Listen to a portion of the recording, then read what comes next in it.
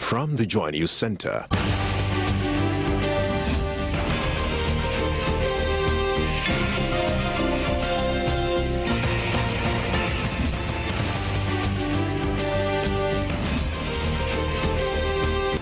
This is News at 8.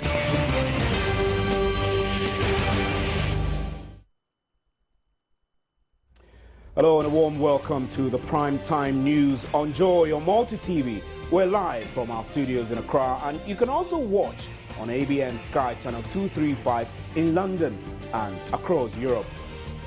Ahead in the bulletin, lawyer for Alhaji Dawood, the man arrested for being behind Nayele's cocaine saga, admits his client facilitated Ruby's use of the VIP lounge at the airport because she's a special friend. As the country celebrates Farmers' Day tomorrow, we bring you a special on the lives of Accra's cocoa farmers who power the country's economy. And if you think the load shedding will improve following gas flow from Etiabo, then do some rethinking. VRA boss says the gas flow will not make much difference. And in sports, new Black Stars coach Avram Grant gives Kevin Prince Boateng and Sule Muntari a second chance. On international front, Zambia's High Court has declared that Defense Minister Edgar Lungu is the governing party's presidential candidate in next month's election. These and many more coming up in the next 60 minutes. Do stay.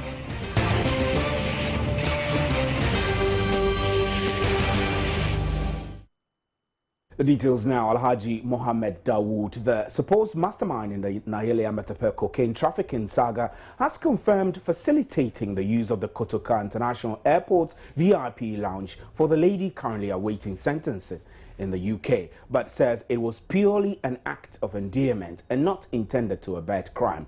Alhaji Dawood, a businessman declared wanted in the wake of the saga, has been in the custody of the Bureau of National Investigations since last week for the alleged involvement in the trafficking of the 12.5 kilogram of cocaine to the UK.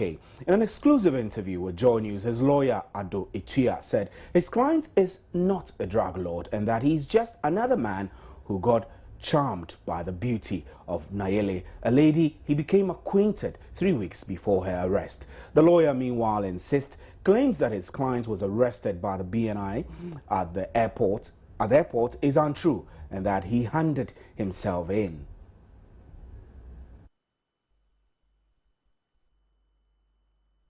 That is certainly untrue.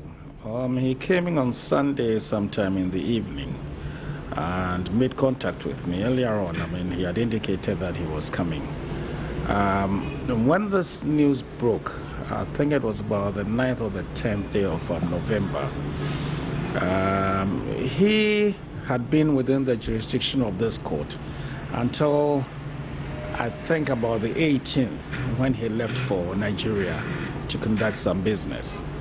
Throughout the period, no one made any contact with him by way of inviting him to appear before any police station or the BNI or the National Security Headquarters. He left and then came back on or about the 21st, went again, and then came back on Sunday the 30th. When he came on Sunday the 30th, he made contact with me.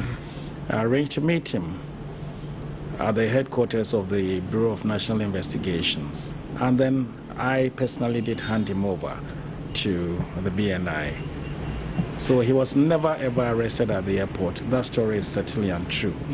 Well, yes, he knows Nayeli, and according to my instructions, he's known Nayeli for about 2-3 weeks, and no more, How did they come into contact? Well, they met in a shop, according to my instructions, and well, she's a pretty lady, so he approached her. They interacted, started exchanging numbers, and then they became friends, or I should say acquainted. Well, in a trial, it's like going to war. There are several battles. The most important thing is the final battle to ensure that your client is acquitted and discharged. A mere refusal of bail does not mean that you are bound to lose the matter. No, that's not it at all. I'm really undaunted. I mean, I go through this nearly all the time. You're confident you still manage? I am not in a position to know, but he has not denied the fact that, well, he knows Nayeli was traveling, and he did suggest that, oh, why don't you go through the VVIP lounge? I mean, every man would want to let a female friend realize that he has some connection one way or the other. But to that extent, I think that that does not by itself impute any criminality on my client. So that means he might have facilitated a movement to the VVIP, or probably the VVIP. It is possible, but beyond that, it was not for any criminal purposes. But that I mean, he may know some people there, but I do not know how tight those connections are. Does he have access to a diplomatic passport? Not to my knowledge, I have no such instructions. So he doesn't have one? I have no such instructions. No, we just want to know that. If I've not been informed that he does have any diplomatic passport, I would not know. He does have a diplomatic passport, but you are not aware. Well, I do not think so. I mean, the passport that the BNI have in their possession are not diplomatic passports. That is a justifiable reason. I do not think so. I mean, there's nothing to be investigated as far as I'm concerned.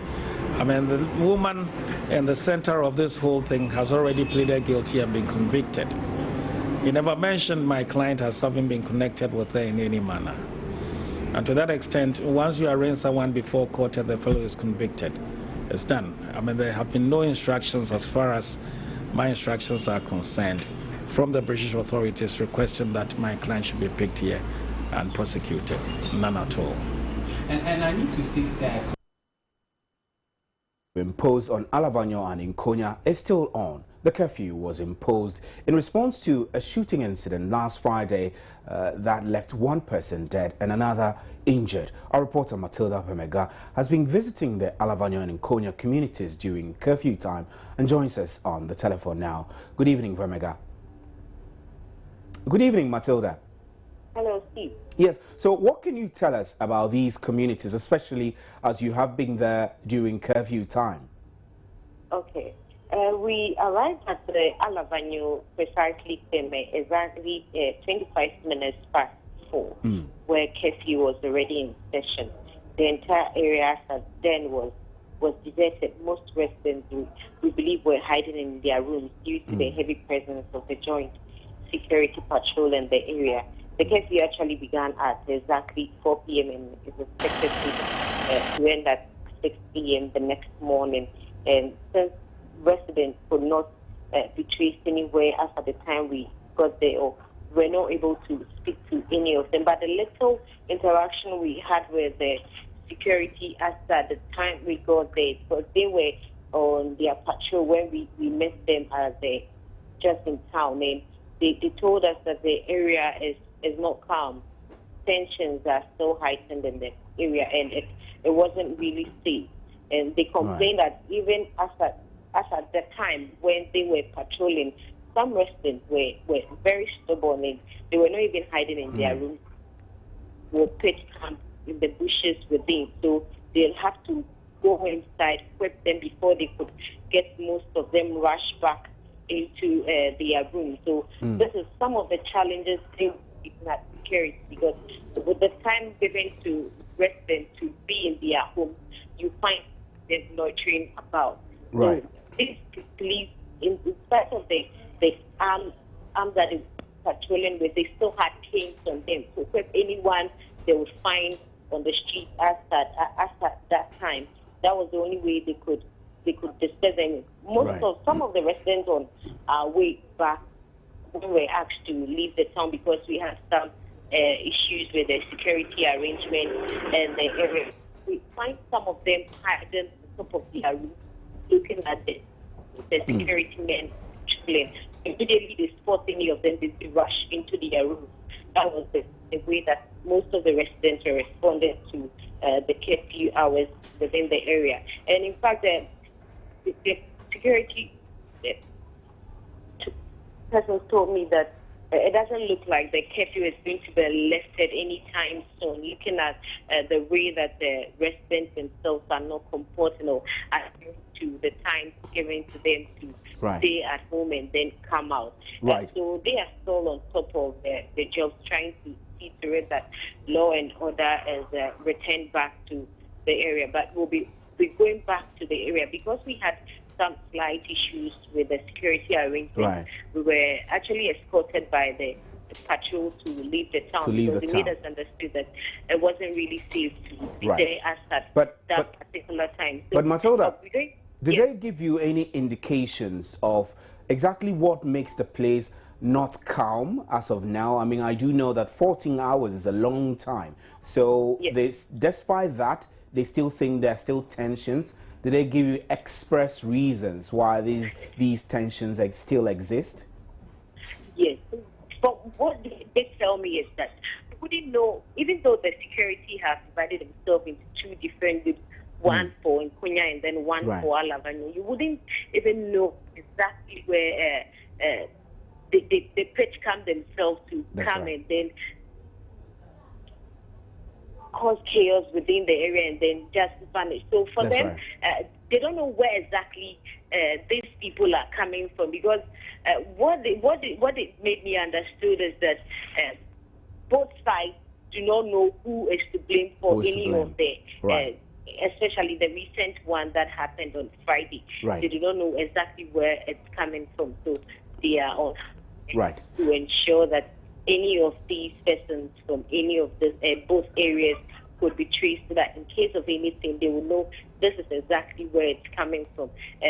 The residents, they made me understood that most of them are living in fear themselves because they cannot tell where exactly where the risk will come from. Exactly. Matilda Pabega, we're very grateful. Matilda is our correspondent who is reporting from Alavanyo and Nkonya communities where a 14-hour curfew is in force. Now to other stories. The Commissioner for Human Rights and Administrative Justice, Shraj Loretta Lamte, has said her job is on the line after Chief Justice Georgina Wood initiated investigations to ascertain if she has abused her office. Justice Georgina Wood has established a prima facie case against the Shraj boss after studying a number of petitions forwarded to her by President John Dramani Mahama. One of such petitions is the leader of a pressure group, Progressive National Forum, Richard Nyama, who, after receiving the CJ's 24-page decision, described it as gratifying.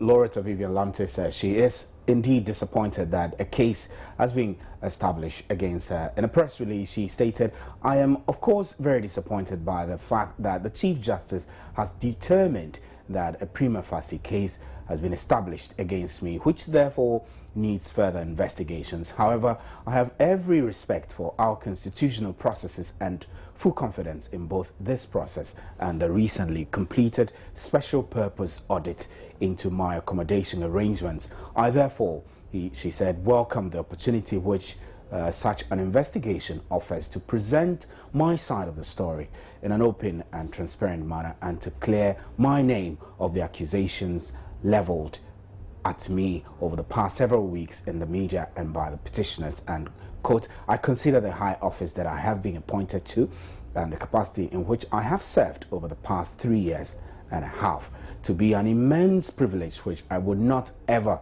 take for granted. I therefore sincerely hope that the outcome of the upcoming proceedings will be that I will be able to continue to serve my country to the best of my abilities and with dignity and integrity." End of quote.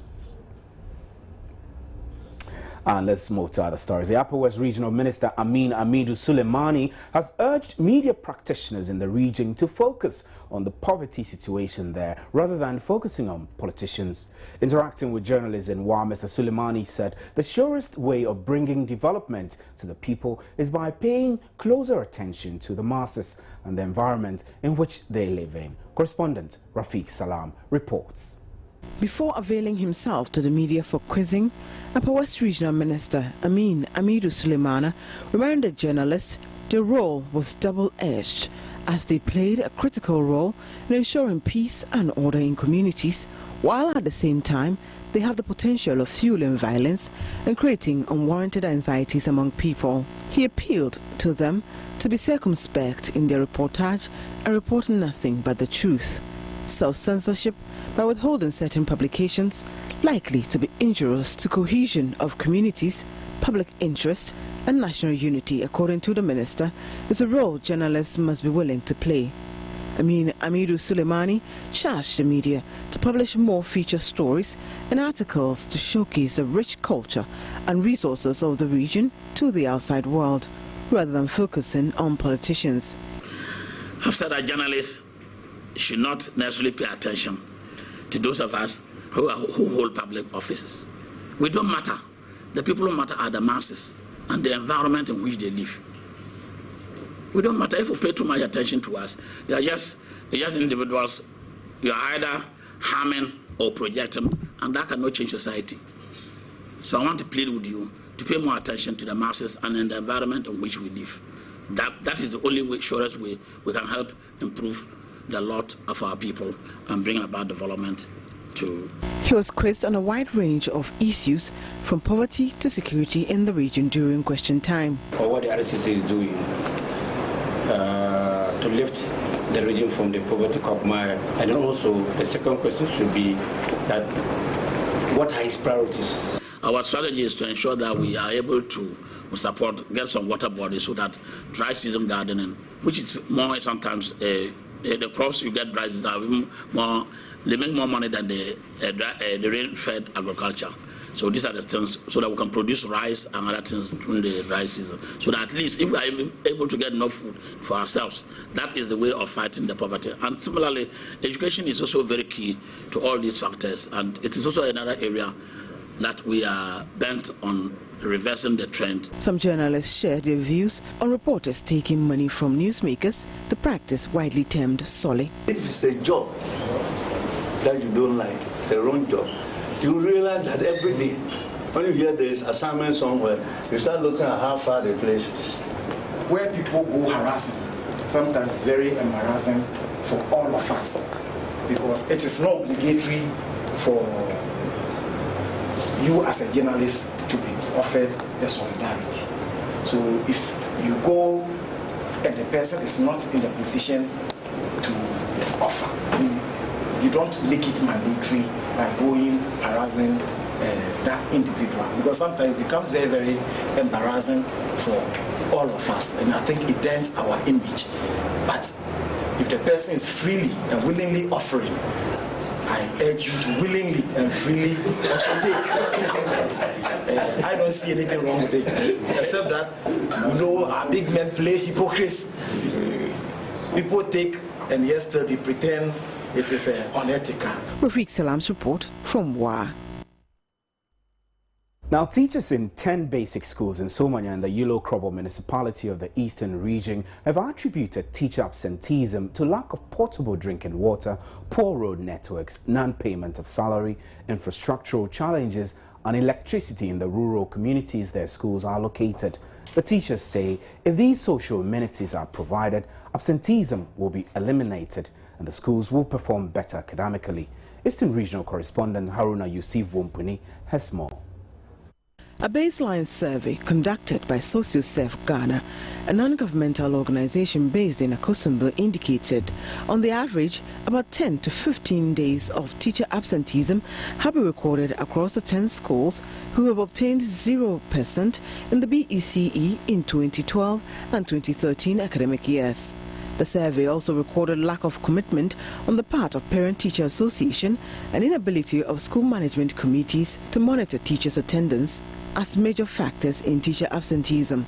Lord Agbomabiesi, a teacher for Rompong MAGHS, and Elite Festus, headmaster of Akloko MA Basic School, told Joy News the communities their schools are located in lack basic school amenities, which contribute to teachers not being regular in school. A lot of factors goes into it. One major factor when it comes to regime is the salary issue and also the community in which we are living. Some of the community don't have access to potable drinking water, we don't have access to electricity and other things. Programs Officer of SocioServe Ghana, John Oboba, explained that the organization has embarked on District Education Observer Project to find out the causes of teacher absenteeism in the 10 low-performing schools in the municipality. Almost all the 10 schools that we visited, we had an average of between 10 to 15 absenteeisms in each school. Trying to interrogate this, most of the responses we were getting were issues of the teachers not residing in the communities where they teach, because some of those communities have no electricity, have no potable source of water, and they have to reside in other communities and commute on a daily basis. Haruna Yusuf Wumpin's report from the Eastern region. And here in Accra, my name is Stephen Enti. You're watching the Joy News Primetime News live on Multi TV.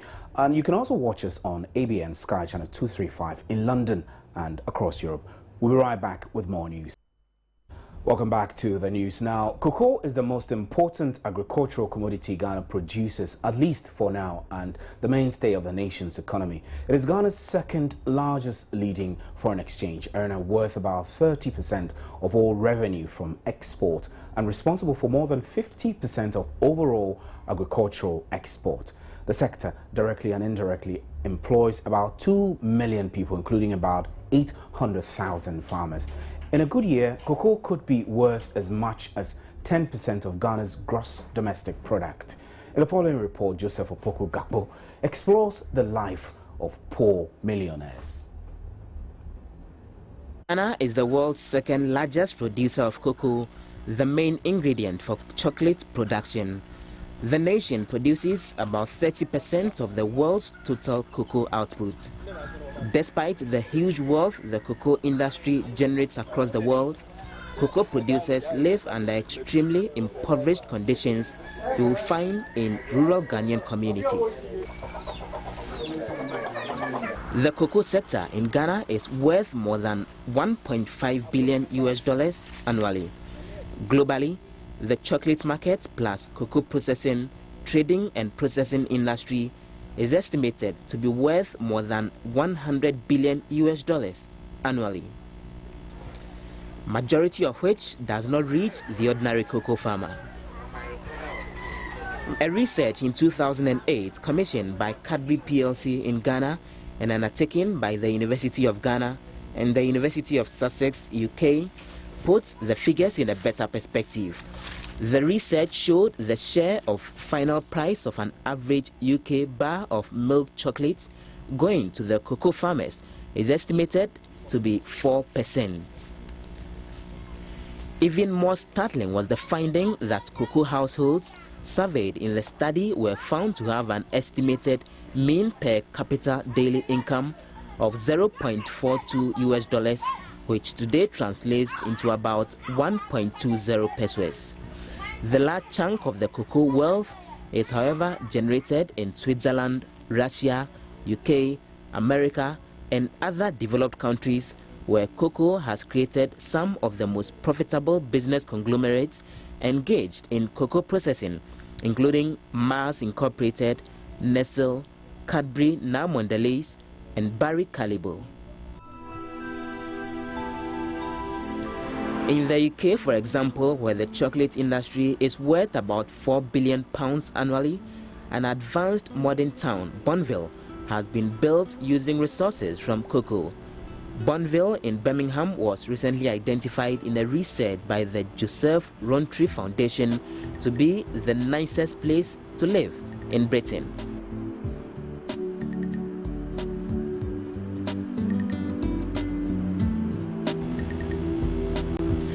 But unfortunately, the guys breaking their backs to weed the bushes for the growing of cocoa remain some of the poorest group of professionals living in some of the most underdeveloped communities in Ghana. There are more than 720,000 cocoa farmers in Ghana spread across rural communities, mainly in the western, eastern, Ashanti, and Brong-Ahafo regions. I set off on a visit to some cocoa growing areas in the western region, and what I find are communities linked by poor and coated bumpy roads, lacking basic amenities like electricity, clean water, and mobile telephone network. Poor educational infrastructure for children, lack of or ill-equipped healthcare facilities, absence of electricity and clean water, as well as mud housing structures at the point of collapse are but a few of the other pathetic characteristics of. Well, we'll bring you the full documentary tomorrow, which is Farmers' Day. That's the documentary on poor millionaires.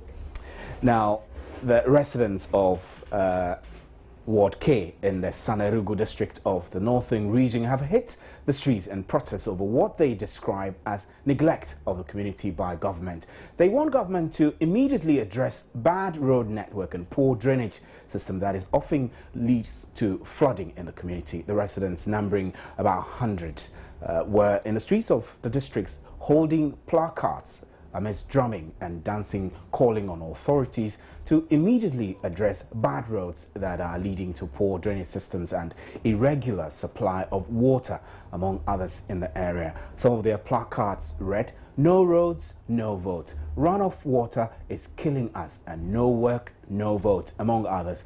They marched right from the community with a police escort to the Northern Regional Coordinating Council, where the regional security liaison, Rob Rubin Kasebo, received their petition on behalf of the Northern Regional Minister Alhaji Mohammed Miniru Limuna for onward submission to the President John Dramani Mahama. Spokesperson of the residents, Dr. Ibrahim Abdul Rauf, in an interview told Joy News that inaccessible roads in the area is adversely impacting negatively on their lives. Is that this is a road, this is not a drainage, but they have to do with the erosion that has been taking place. If you look at what is happening, look at the houses, look at all these houses around. Believe it or not, they haven't tried it. If there is any downpour, there is a problem. You see all landlords and children are struggling here and there just to see how bad the problem is. The houses have been threatened, even including the residents. So what we are saying here is that it's not about putting this particular problem here, but the reality one that they should make sure that this particular period that we are standing in now is actually protected because it is clearly a road. It's not just a drainage system. Wow, it's been there since I was born. Yeah. And we are being reliably informed. We don't have the facts, but we have been reliably informed that a budget was approved for another toilet to be built in this area. But because the government is phasing out those public toilets, an agreement was reached that a wall should be put in place instead. But look at the state of it now. It has to take this gentleman and other people to put these rubbers over there, and it's very filthy. So we are pleading that something should be done for us, please.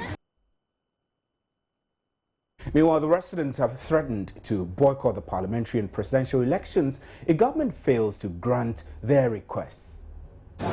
We have come to the conclusion that if nothing happens to our demands, the people of Ward K will be forced to take certain measures.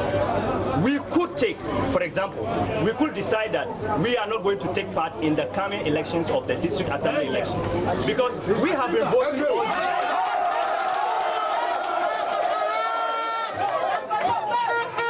The second thing we could do is that we could decide to continue to demonstrate every month. And the final one which may be there is that we may decide not to take part in the presidential election in 2016. Doctor, thank you so much. Meanwhile, the Minister of Education has announced that freshmen accessing boarding facilities at senior high schools will pay 668 Ghana cedis as school fees for the first term in 2015. She gave the hint on the floor of Parliament today. The amount includes a miscellaneous fee of 339 Ghana cedis, uniform 175 Ghana cedis, approved teaching and learning support fee 97.5 Ghana cedis, and a Parent-Teacher Association PTA levy of 37 Ghana cedis. Day students, on the other hand, are expected to pay 385 as school fees. She indicated that a committee has been set up to ensure the heads of the various schools comply with the directive. The minister said heads that are found charging more than the approved fee will be dealt with.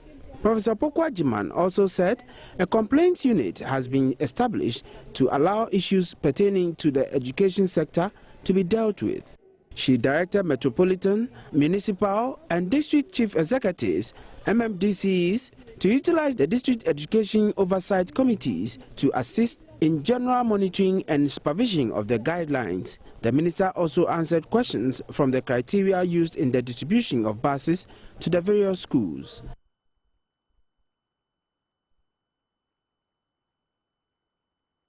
You're watching the primetime news on Joy News Multi-TV, live from our studios in Accra and across London and Europe on ABN Sky Channel 235. We'll be right back with the business news. Do stay. Business News is brought to you by GCB Bank, your bank for life.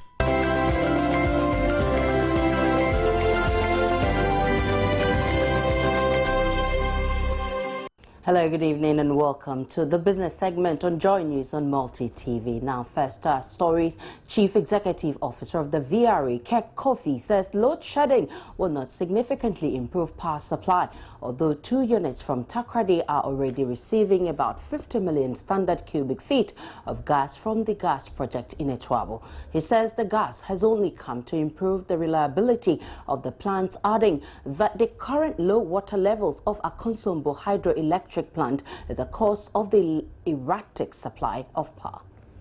Quite excited that we're getting gas from Ghana Gas, and all VRA's 2 units today, as we speak, are running full blast with Ghana Gas, and I think that's something that we as people of this nation should be happy with.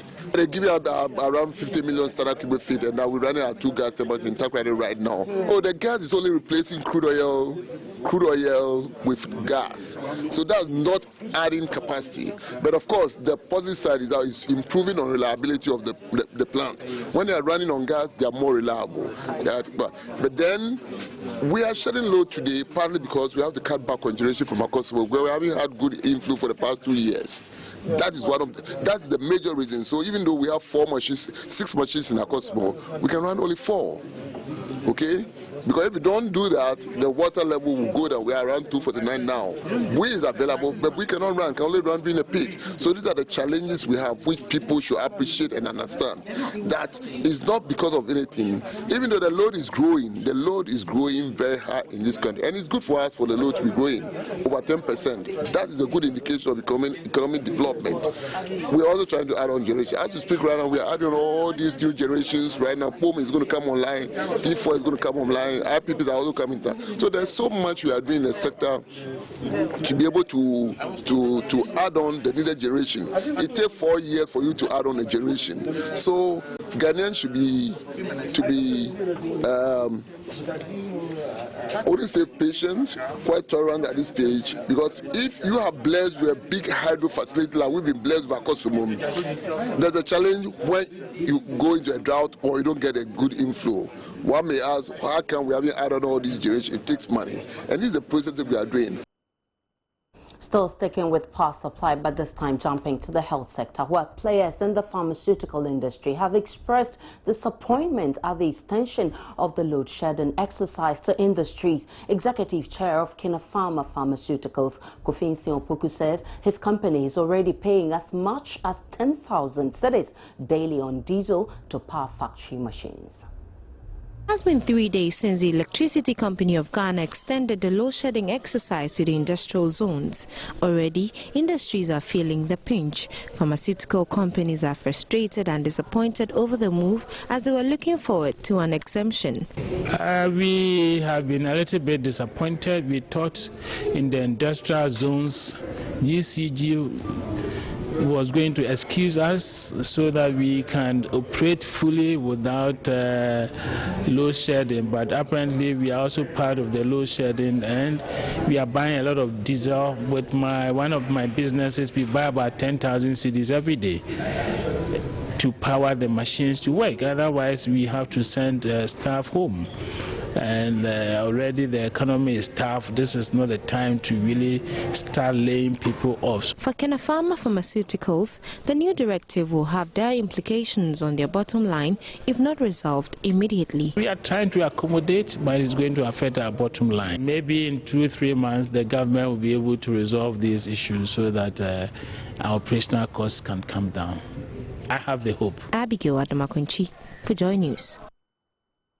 And now the Volta River Authority has signed a $450 million loan facility from Synergy Ghana Limited and the African Export-Import Bank. The transaction is to help the VRA restructure its balance sheet and improve their operations to boost their generational capacity. The VRA received the first tranche of the facility, which is $150 million from Synergy and Afrexim Bank. Synergy and Afrexim Bank successfully raised the funds for the VRA to use for the operations and also to make them viable and competitive. It is very clear that to all stakeholders that by now that the government alone cannot make the required investments to meet the energy demands of its people. The private sector is therefore stepping in as a very critical partner in the power sector. And in the power strategy paper I mentioned to you, Afrexim Bank is targeting supporting the private sector to play the role expected of it in the expanding African energy sector. It is imperative to note that the bank is presently considering some deals in the Ghanaian power sector, especially for the private sector, amounting to over $400 million. For Synergy, the $150 million is a medium-term loan and will not be added to VRA's debt stock. The $150 million is essentially a medium-term loan. We are not adding to VRA's debt stock. All we are doing is that we are taking all their short-term commitments on the balance sheet and converting it into 5 years. And that's what Afrexim has come in to support readily. The reason is that it frees up, it gives VRA the capacity to do more. I mean, in terms of crude, in terms of other working capital needs that they require. VRA appreciated the bank's gesture and said that the funds would go a long way to help them improve and sustain the operations for the next 5 to 7 years. Ghana today is a lower middle income country where we cannot just get a soft loan like we used to get in the past. We're supposed to go into the market. So this is just an arrangement to see how best we can raise capital for our operation and also add on capacity. And we need capacity in the system. You are aware of what is happening here simply because hydro is come down. We need, we can meet the demand. Of course, if hydro were there, I'm sure we would have been able to meet the demand. So going forward, we need to go into the market, raise more facilities like this to add on needed capacity in the country. VRA will receive the remaining $300 million before the end of the year.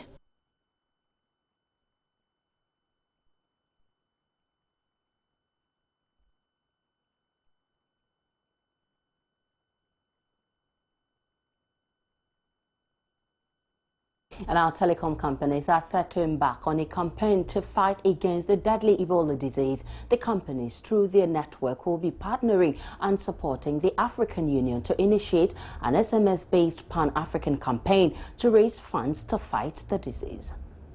The campaign, dubbed Africa Against Ebola, emanated from an AU Business Roundtable on Ebola in Addis Ababa in Ethiopia, where telecom companies in 41 African countries agreed to partner the AU in a fight against Ebola. For the Ghana Chamber of Telecommunications, there is the need to fight a disease which has claimed about 6,000 lives.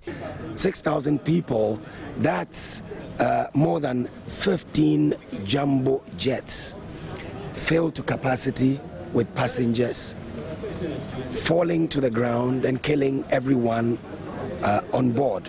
But you know that Ebola is even worse than the road carnage and the airplane disasters that I've described, because road accidents and airplane crashes are not infectious, but Ebola is. The chamber added that the funds will be raised in the next 3 months. Throughout the 41 countries where mobile network operators are participating in this campaign, a short code has been set aside for subscribers to text and make a donation to this special fund over the next 3 months.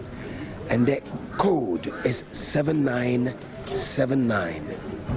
So what you have to do as a subscriber, as a citizen, as a human being with a heart that cares about others, is to contribute to this fund by simply texting "Stop Ebola" to 7979.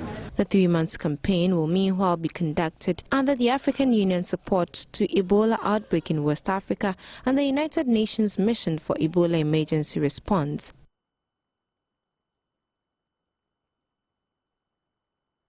And that's it for business. My name is Aisha Ibrahim. Enjoy the rest of the bulletin.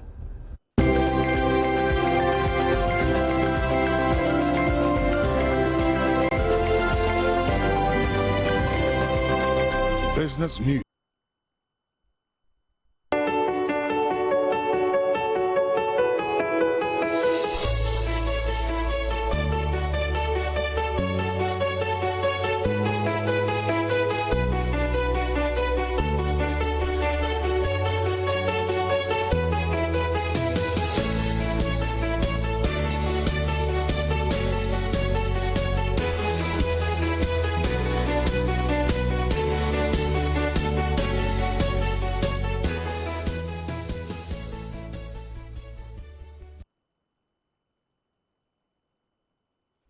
Let's do some sports now. It's really all about the new Black Stars coach's unveiling took place at the Ghana Football Association Secretariat early today. But Vice President of the Ghana Football Association, Fred Crinsell, has debunked allegations that the newly appointed coach of the Black Stars, Avon Grant, will be paid $50,000 as a monthly salary. According to Crinsell, Grant's contract has a confidentiality clause, making his salary out of bounds to the general public. You're asking about the salary of the coach. Mr. Minister, nobody knows your salary. Now you're asking him to reveal the salary that he will be earning. There is a confidentiality clause in that, and I don't think he will be prepared to tell anybody what his salary or his signing-on fee or anything else is. Once you work for an organization, it is up to you to decide whether you want to tell anybody how much you earn. We've had discussions, and he's told us that he doesn't want to reveal that to anybody. So, well, his salary is taxable. I'm not too sure if you're excited about this. Journalists were not excited about this. We spoke to some of them. A bit mixed reactions on what they make of the fact that Avon Grant's salary will remain concealed. Well, I mean, I would have thought that they would have mentioned it to us. I think they give a quite convincing answer that you who work at multimedia, no one knows your salary, so it remains secret. But it depends who is paying for the money. If the FA is paying for the money, it is up to them to tell us. But if government is paying for it, then we should know, because government, you and I know, we all form government. You know, to every contract, there's a confidentiality clause, and the confidentiality clause in every contract differs. Some contracts will not even stipulate the duration of the contract, let alone the salary, okay, and the signing on fees and all that. I think that the FA is just doing exactly what the coach wants. Keep it confidential, let me work and judge me by my work. It's just okay. I thought that the fact that he's being paid by taxpayers' money, it would have been fair for the FA to disclose it. But if they say for confidentiality purposes they cannot disclose it, I mean, so be it. Well, that baffles me. The fact that, you know, most even the immediate past coach, you know, which is Kwesi Appiah, you name the salary 36,500. I think that this again shows a lot about this particular management. I think that they need to be very much transparent. We need to know exactly, you know, their taxpayers' money, no, or GF, because if you're going to be paying, you know, the manager, and you say that, you know, it's an organization, and that the Ghanaian football public cannot be privy to know that information. I think that it's not appropriate. Avram Grant also hinted that doors are open. That means that every player can get back into the Black Stars. So suspended Suleiman Tari and Kevin Prince Boateng will have a look in. It's true, and it's one of the things that I like it, to give direction, that to maximize the potential. You know, there is a big potential here, and it starts from the youth team.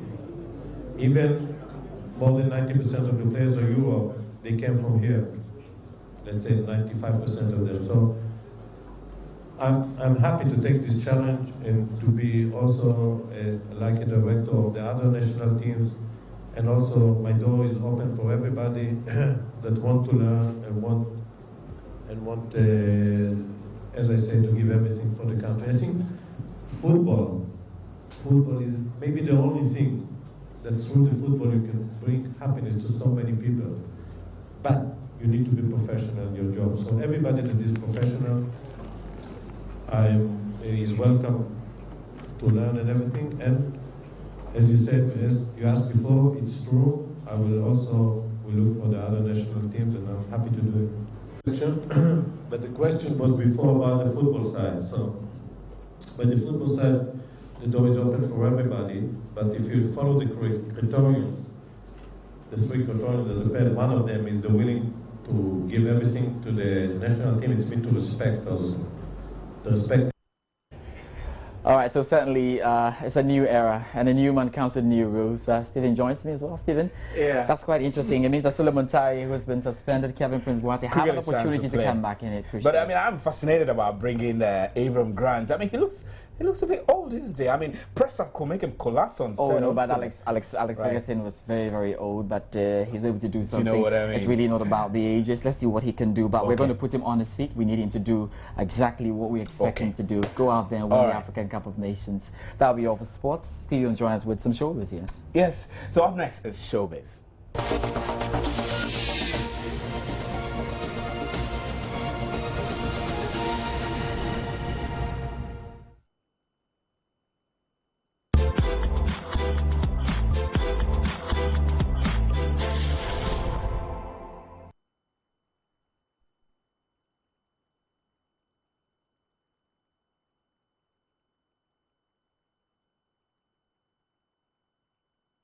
Now, welcome back. Johnny hitmaker Yemi Alade is set to perform for the first time in Ghana. Speaking in an exclusive interview with Showbiz, she shared what fans should expect from her. She called on fans to come. Well, first of all, I have some expectations too. I expect that you bring Johnny to me once and for all. I also know that you should be expecting to see me in another light, the way you never thought. She gave a tease of what fans should expect from her. Johnny Mo, I'm looking for my Johnny. Ho, ha. Before we go, the headlines again. A lawyer for Alhaji Dawood, the man arrested for being behind Nayeli's cocaine saga, admits his client facilitated Ruby's use of the VIP lounge at the airport because she is a special friend. And as the country celebrates Farmers' Day tomorrow, we brought you a special on the lives of cocoa farmers who power the country's economy. We'll bring you the full documentary tomorrow.